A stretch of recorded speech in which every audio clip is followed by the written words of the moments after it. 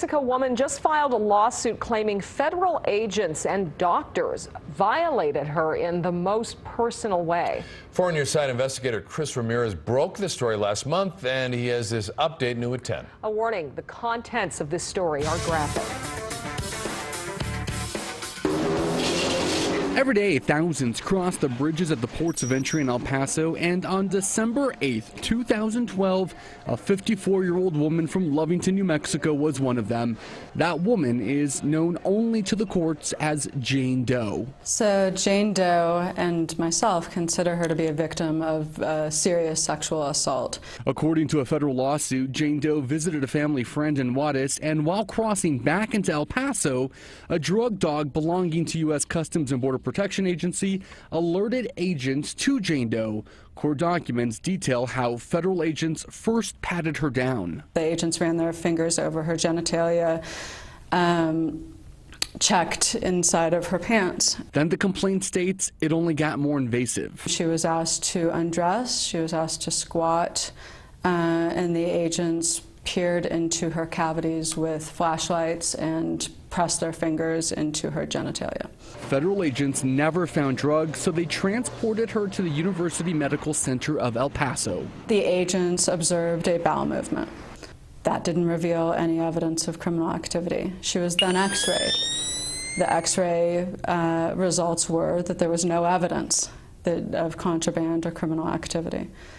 She was then subject to a cavity search, both rectal and vaginal. And finally, she was given a CT scan. Now, while all of this is happening, that lawsuit states that the federal agents never bothered to secure a search warrant, and that woman never gave her consent to any of these medical procedures.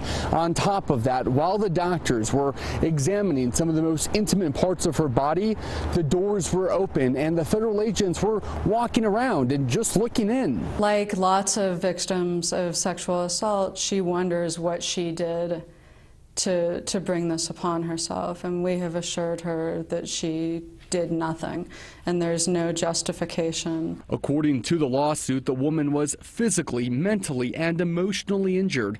Her labia, vaginal opening, and anus were left raw and sore, and she felt violated, demeaned, and powerless.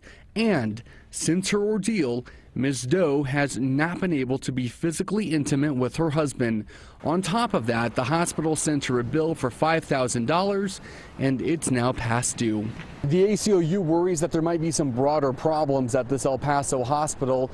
There is no evidence that the hospital trains their doctors on the law, so it's possible that federal agents are always bringing people in suspected of having drugs inside them, and those doctors and the federal agents may be violating their constitutional rights all the time. Chris Ramirez, On Your Side. A spokesperson for U.S. Customs and Border Protection said he can't comment on ongoing court cases, but adds the agency does not tolerate corruption or abuse within its ranks. And a spokesperson for the University Medical Center in El Paso also would not comment on our story, only stating their policy does force doctors to get consent from patients before a patient receives services.